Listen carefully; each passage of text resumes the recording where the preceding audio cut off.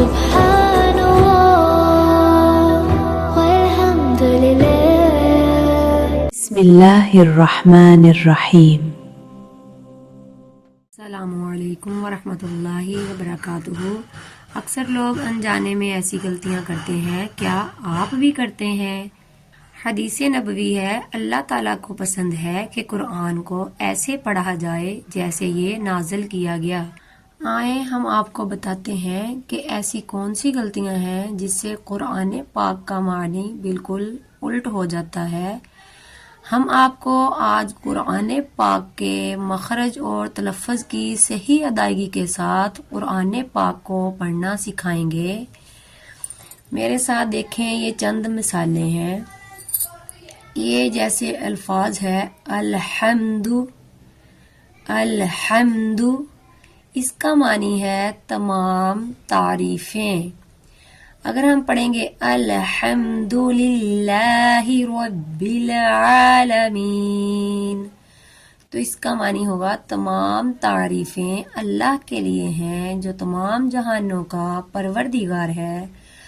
اگر ہم اس ہا کو حلق سے نہیں نکالیں گے اور ہم یہ دو کشمی والی ہا کے ساتھ اس الفاظ کو ہم پڑھیں گے جو حمزہ کے بعد والی ہا ہے، اگر ہم یہ آواز نکالیں گے الحمد تو اس کا معنی تمام ٹوٹی چیزیں.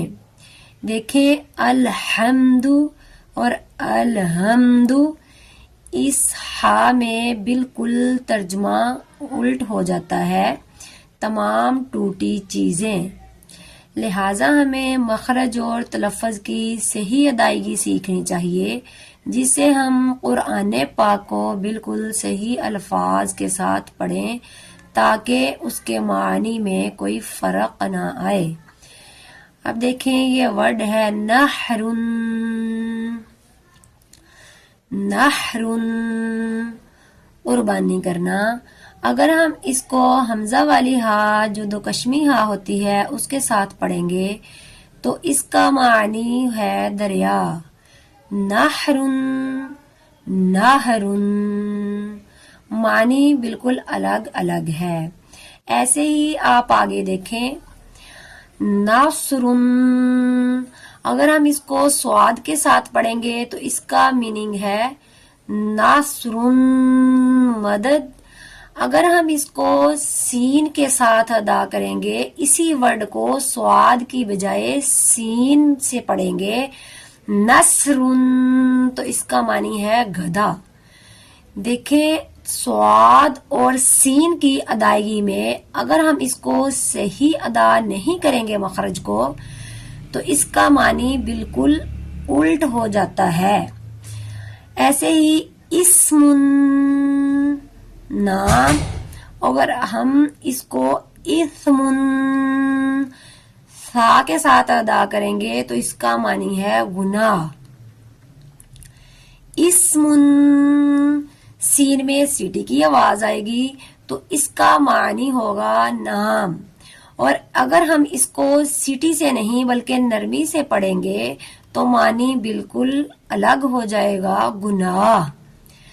میں اس میننگ اور مخرج کو صحیح اور درستگی سے ادا کرنے کے لیے آپ لوگوں کو نورانی قاعدہ سے سکھاؤں گی تاکہ بچے، بوڑھے یا جوان جو بھی چاہیں وہ قرآن پاک کے مخرج کو پہلے ادا کرنا سیکھیں، جس کو ہم الف با والے پیج سے ادا کرنا سیکھیں گے.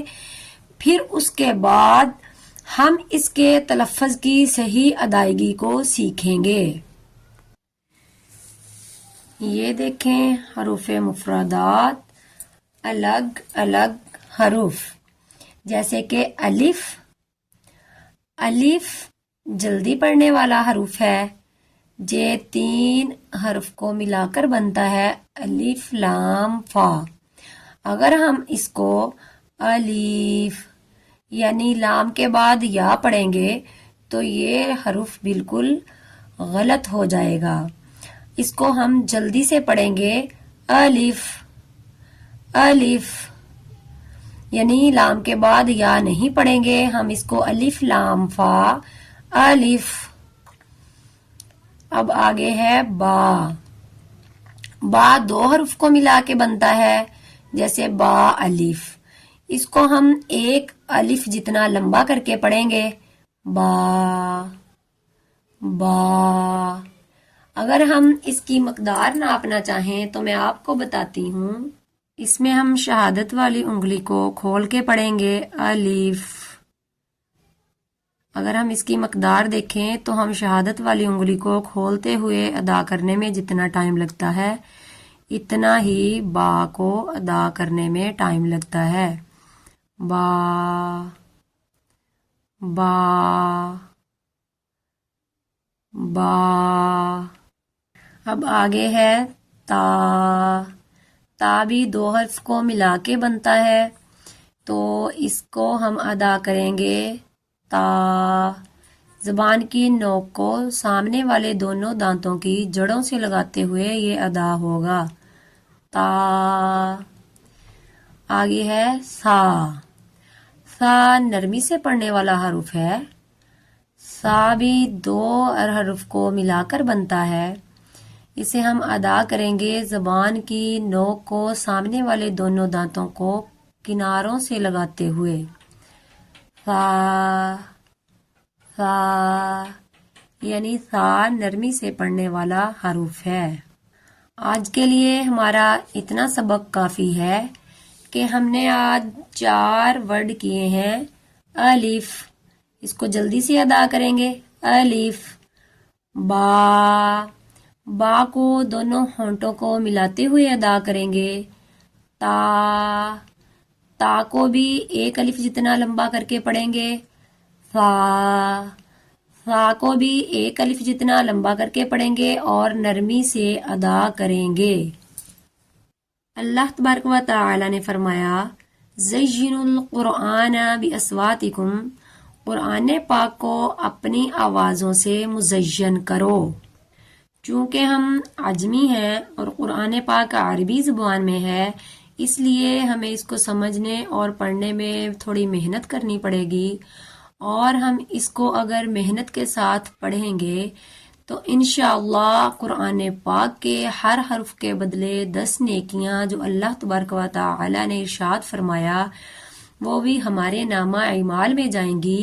اور قرآن پاک کو صحیح تلفظ اور مخرج کی ادائیگی کے ساتھ پڑھنے سے قرآن پاک کا ترجمہ بھی غلط یا الٹ نہیں ہوگا بلکہ بالکل صحیح معانی کے ساتھ ہم قرآن پاک کو پڑھ سکیں گے. آخر میں میری دعا ہے کہ اللہ تبارک و تعالی ہم سب کو قرآن پاک کو صحیح ادا کرنے کی اور اس کے ساتھ محبت کرنے کی توفیق عطا فرمائے. وآخر دعوانا ان الحمد للہ رب العالمین.